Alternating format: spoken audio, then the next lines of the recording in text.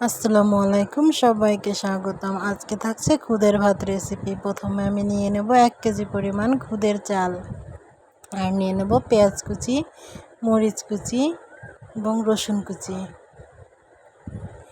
প্রথমে আমি খুদের চালগুলোকে ভালো করে ধুয়ে পানি ঝরিয়ে নিয়ে কড়াইয়ে দিয়ে দেব। তারপর দিয়ে দেব পেঁয়াজ কুচি, রসুন কুচি, আর মরিচ আমি এখন দেব না। তারপর দিয়ে দেব 2 টেবিল চামচ লবণ, আর দিয়ে দেব হলুদ, সাথে দিয়ে দেব ধনিয়া গুঁড়া, তারপর দিয়ে দেব জিরা পরিমাণ মতো। এবার আমি হাত দিয়ে ভালোভাবে চটকে নেব। চটকে নিয়ে এবার আমি দিয়ে দেব সরিষার তেল, তারপর মরিচ দিয়ে দেব। মরিচ দিয়ে হাত দিয়ে না চটকানোর কারণ আমার হাত জ্বলতে পারে, এজন্য। তারপর আমি ভালো করে নাড়িয়ে চাড়িয়ে দিয়ে দেব পরিমাণ মতো পানি দিয়ে এবার আমি জাল করে নেব।